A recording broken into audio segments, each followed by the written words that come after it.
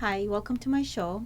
Today, my guest is Josephine Atisha, and Josephine wrote a book called Before There Were Borders. She's of Iraqi heritage, and we met on Facebook, but it's because we're both writers. I think we met on Facebook. I think you knew a little bit about me beforehand because you reached out to about connecting with a possible editor and book formatter. Yeah. Yeah, so that's how we met. And anyway, but our love is so we have similar heritage and also the fact that we're both writers. And another thing is what I really like about her book, Before There Were Borders, is the message behind it, what she's trying to convey, which is I really believe in this, and the unity of the communities and the beauty of the Iraqi culture that's often missed because there's so much war there and there's so much violence, and so the other side doesn't get to be seen, and that's something that you like to do. So why don't we talk a little bit about your book? What is it about, and then how did you come to the decision of writing it? Okay, so I always wanted to write a book. I was an English major, so it was always a calling. And I was also tired of people connecting Iraq with war and terrorists and radical Islam and extremism. And I wanted to show them that Iraq is more than that. And I wanted to connect all the stories that I heard from when I was growing up because my parents were both born in Iraq. And to me, I've always felt like it was a home away from home. I've never been there, but I've always felt a connection there. And so I wanted to write this book to kind of connect with my roots and to show the world that Iraq isn't a scary place like they think it is. Yeah. Yeah, I see the book has so much heart because of that. It's really about diversity and unity, and giving a different perspective. One of the things I've talked about this before, where the way I started writing more true life stories and memoirs and nonfiction is because I originally loved just to write. I just wanted to be a writer and write books. But this was in the mid 1990s. I was on a transit at Heathrow Airport, and I went into this bookstore and saw this rack of books about Middle Eastern women, and all of them had this on the cover was a picture of an abused woman, and she was either abused by her husband, her father, her brother, or she was running away from somebody like that. And what disturbed me was that was the only portion, and that was all written by Western authors, and it disturbed me that was the only image that was portrayed for the public. I know that that does exist in the Middle East as it does everywhere else, and I know the oppression and everything. I'm aware of that. But I also know of the other side that you're talking about. And when I came home, I started looking for books or movies or anything that depict a more realistic lifestyle of how we live. I didn't find that. And then so at that point, I did make a conscious decision that is going to be the kind of writing that I'm going to do, because I do believe it matters what we put out there. As we understand that as writers, the older we get, but also as mothers. I know you're a mother, and I'm sure that's something that you want to leave for the new generation is a more realistic idea of where they come from. Yeah, as authors, we have a responsibility to share a narrative of reality. It's up to us to put the words together to create this world for the reader so that they get lost into how a world that's away from where we're at is. And I wanted to show that Iraq is a place, and not just Iraq, but the Middle East, that women are stronger than people think. And I mean, I'm not done. I plan on expanding the characters in my book so that they show more independence and autonomy. But yeah, as authors, I think that it's our responsibility to portray realistic characteristics of how people and cultures are in reality. Because otherwise, sometimes people will think, well, why, and why not just create the reality that they think of it. But when we don't do that, when we don't have that responsibility, like I believe everything that God has gifted us with, every talent, part of that is to use that to express ourselves as well as to serve. And how do we serve as writers? We serve by doing something similar with what you're doing, is showing a more realistic aspect of a culture, because what we have found just from observation all these decades is when we don't do that, it is harmful. I mean, we can just say, well, it's only entertainment, oh well, it's only this or that, but realistically, the images that we put up there, the stories that we put up, become our reality if we're not careful. And then that's how stereotype where does stereotype stem from having stories that are not accurate, and they just get bigger and bigger and bigger, and so I would love to know, if you could share with us, what is the story of Before There Were Borders? What is the story of that, and how did the story come to you? Okay, so Before There Were Borders is it mainly is about a grandmother, a Syrian woman, who is telling her granddaughter, who's second generation American, about how life was back home. And it flashes back to Iraq when the grandmother, her name is Sarah, about how she was brought up and how she celebrated Christmas, and how her neighbors were Muslim, and how they all coexisted in harmony, and how her granddaughter should be so grateful for the opportunities that she has here, and to not take them for granted, because to this day, the women that live in that part of the world don't have the same chances at living a better life. But mainly, the story shifts from Sarah telling her story to talking about her Muslim friend, Hayat. And Hayat's story is woven into not just the patriarchal society that women live in the Middle East, but more, because it portrays, pain, but also healing and magic and powers, like superhuman powers, and how you can use your gifts to help others as well as your health, as well as yourself. So it's a little bit of everything. It's about food. Yeah, of course. You can't have a Middle Eastern book without food. I remember my first novel, I had so much, the woman at that time, the character, she was married, and it was food was such a strong part of her life, but it is such a strong part of our life because it really is. It's a sacred act for us. I think we understand that. It's a sacred act. It's a way to bring our families together. It's a way to share love. It's a way when we give it food. It's there's so much communication that we do with food, and I think that's why when I include it, not only is it because it's part of our culture, but there's a lot of meaning behind it. It's not just about food, But I love the dynamics of this story. It reminded me when you were talking, I don't know if you've ever heard of this book, but you should maybe check it out because it's got some similar aspects. I once was a book reviewer for a particular magazine, and they would send me books that were related to Middle Eastern topics. And one of them was My Father's Paradise, which was written by a Jewish man whose family was from Iraq. And he talks about how the Christian, Muslims, and the Jewish lived together in harmony, and how they would defend each other and everything. And then when politics, there was a strong political movement that came in that separated all of that.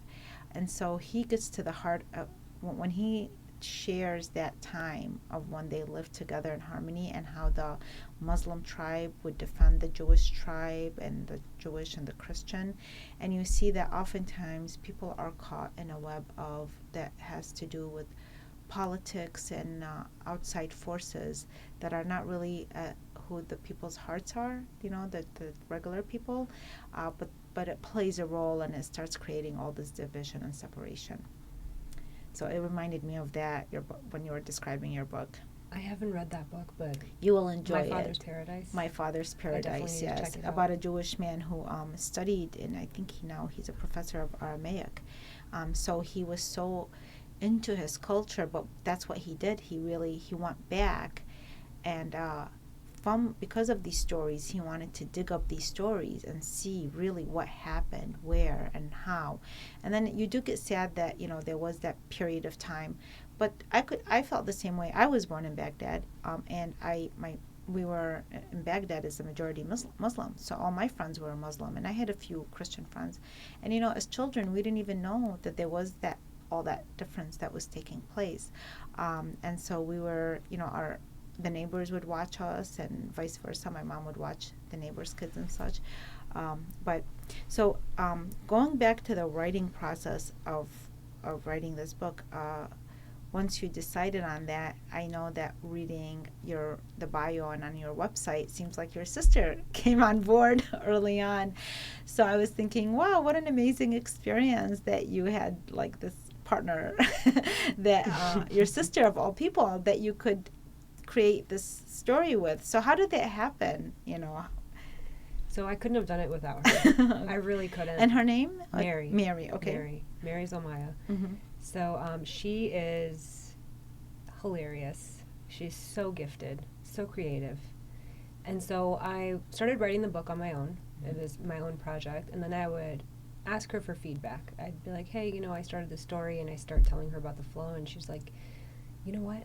No, what about this? Or remember that story that Mom told us when we were growing up about that woman? And I'm like, yeah, that's a good idea.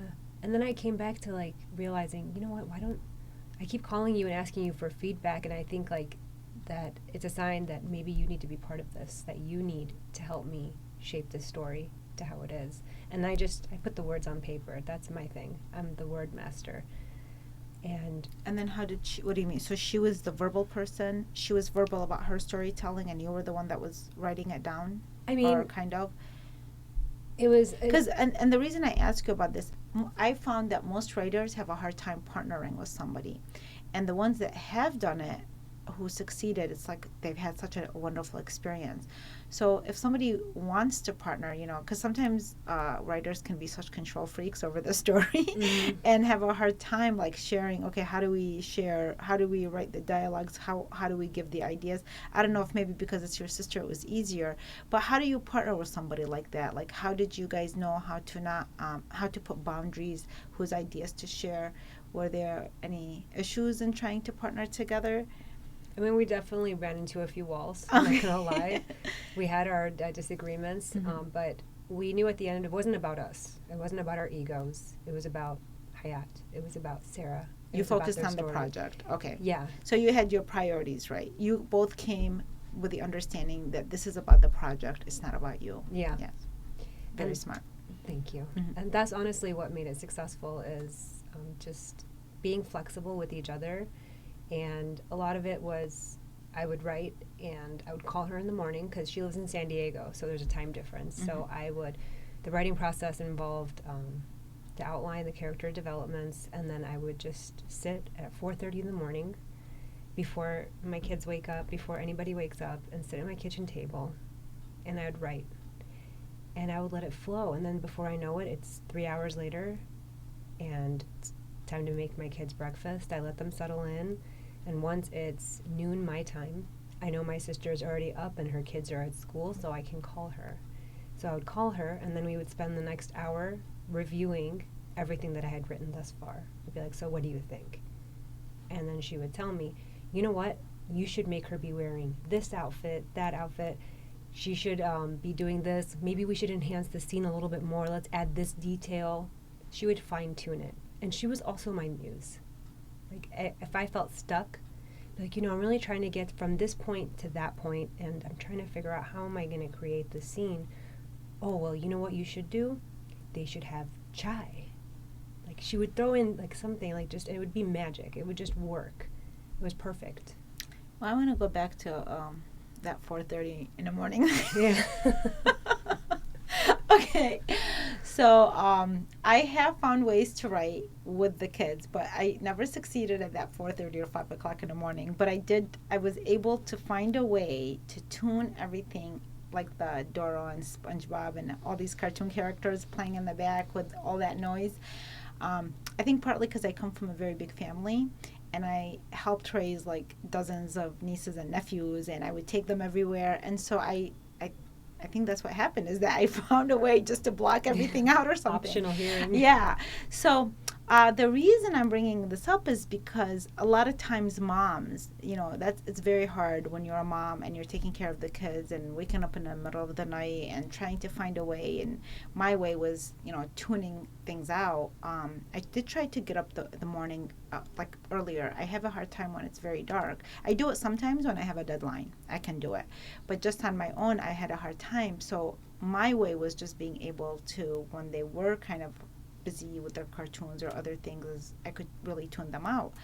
And your way was getting up so early in the morning. So for moms or anybody, even for people that have jobs, there are ways to fit writing time in. And over time, it accumulates. The words accumulate, the chapters accumulate. So that writing process, how was it for you? Did you ever feel like you wanted to give up on it? Because 4:30, that's early. I mean, and then by the time your kids wake up, then I'm sure you're on the go constantly, and I'm sure you have other responsibilities at home. So how did you manage that, and how did you keep your momentum going and not giving up on writing the story? I mean, it wasn't cookie cutter. It wasn't perfect. It took me a while. I started just waking up an hour earlier, but then once I started writing, like once I started having like the intro in, and then when I had, chunks of the story down the line, I was like, that was my fuel. Like that was my energy. Like I was addicted. I was hooked. That solitude, to have the house to myself, just to be with myself and my thoughts. So it energized you, the process. I'm like, it's kind of like exercise when you go out for your exercise or something. Like on a physical level, like sometimes when you go to do the exercise, you're not so crazy about it, but once it's done, it feeds you. Yeah. So did you feel the writing process was doing that for you? Definitely. I found myself not even eating coffee. And that's huge for me, because like that's one of my rituals is a cup of coffee in the morning. And I was starting, just like my eyes like still sticky from waking up and going downstairs, opening my laptop and just writing. And I would just get lost into the story. Like that's what it felt like. It felt like I was detaching from my reality and my everyday like responsibilities to being absorbed into this new world that I created. And it was beautiful. It was how peaceful. Long was it? Like how long did it take you from starting it till publishing it? So I started in January of 2018, and it was online on Amazon December. Okay. So it took me. Was me. this like a New Year's resolution or something, or something that you were like you set your intent to do, and for that year? Let's say, you seemed very dedicated. Yes, 2018 was a year that almost broke me. I set so many goals for myself that year. Like I was like, I'm going to run a marathon. I'm going to write a book. I just remembered your picture. I'm gonna go get my master's degree, and I'm also going to do everything else I need to do. I'm going to be the best mom, be the best wife, I'm going to be the best friend, best sister, best person that God created me to be. And I did all those things. The marathon thing, definitely almost broke me. So you got everything on the list practically? So here's the thing. 3 weeks before the Detroit Marathon, I injured my right foot, and so I only did the half. But you still, wow. No. But you were still dedicated. I mean, you still continued the commitment, and because you hurt yourself. The doctor's like, you can't do you the full. You hurt yourself. Like, Josephine, I mean, yeah. Okay. Great. So, what caused this intensity in that year for you to feel that you need to step it up? I did it to tell myself, you're going to finish something that you're starting. Because in the last few years, to be honest, like I would start things and I wouldn't finish them. I would have these great grandiose plans and these great intentions, and I never finished them. And so my New Year's resolution was to finish what I start.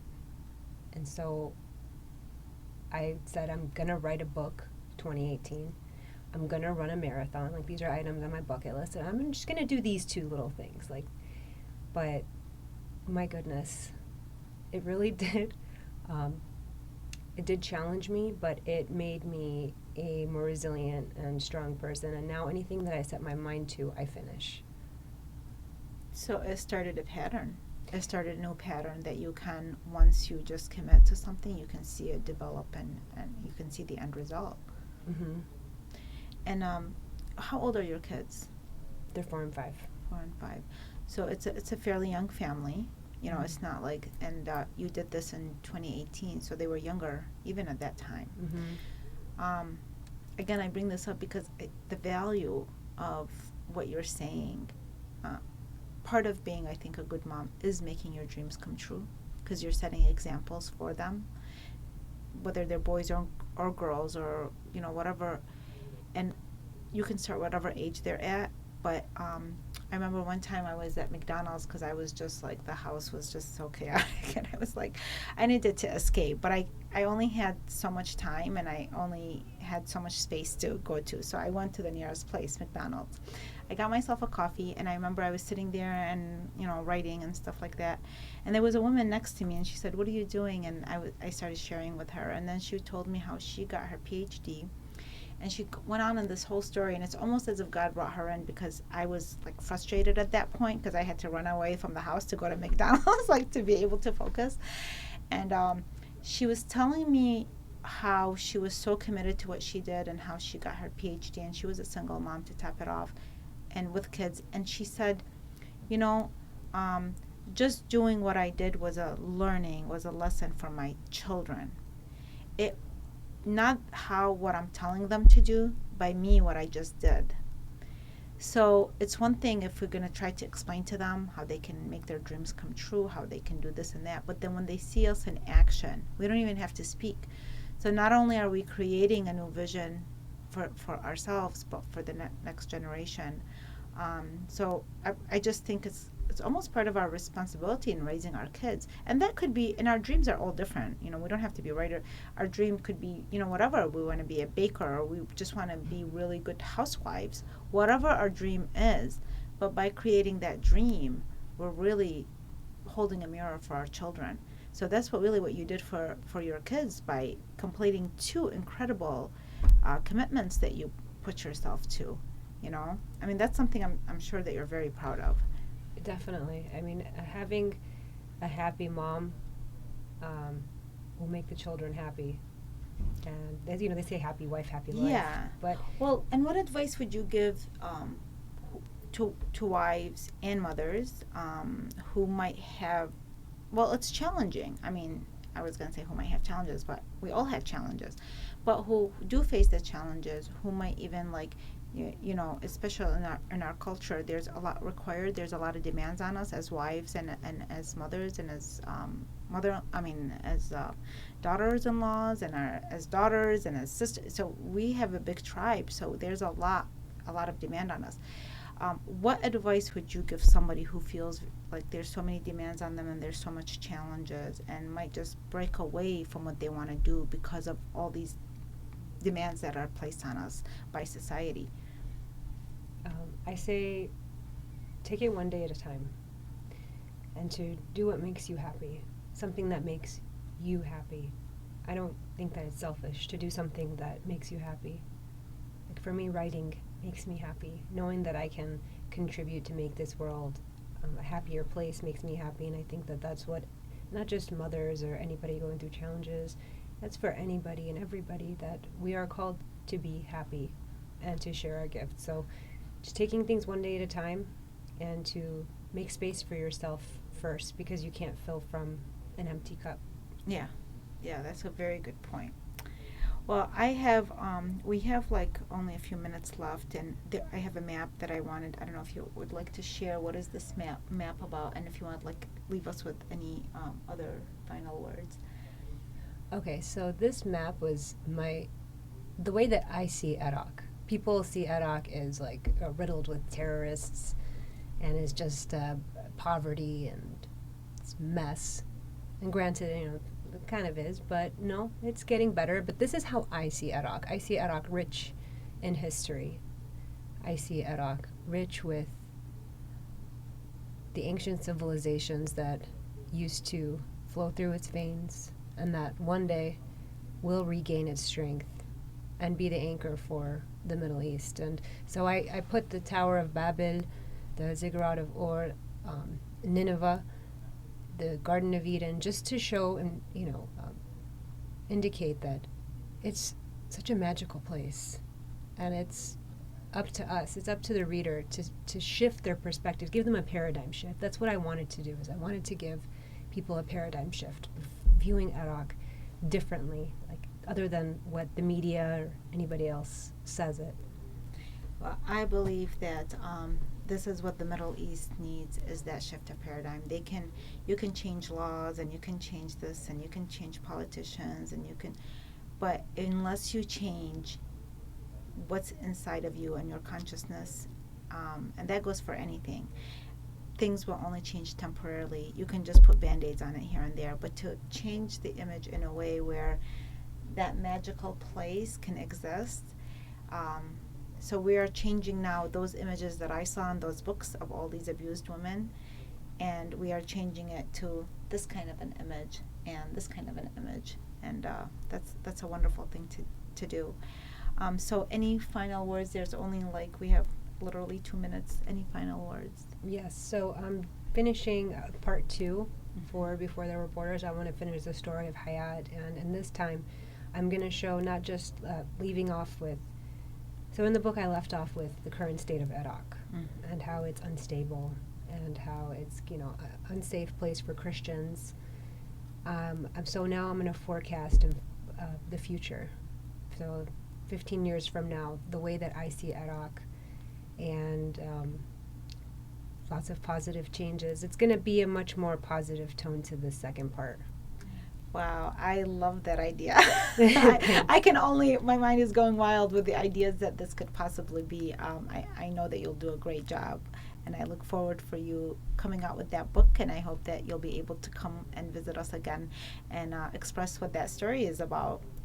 Well, I'll definitely be reaching out to you and asking you for your help with everything like I did last time. Oh, well, you know what? It's my pleasure. I wish I could do more. We all, have so many things, but it always makes me so happy just knowing that you exist and are doing what you're doing. Likewise. Well, thank you for joining me, and best of luck with your book and with your family. Thank you. Thank you for having me.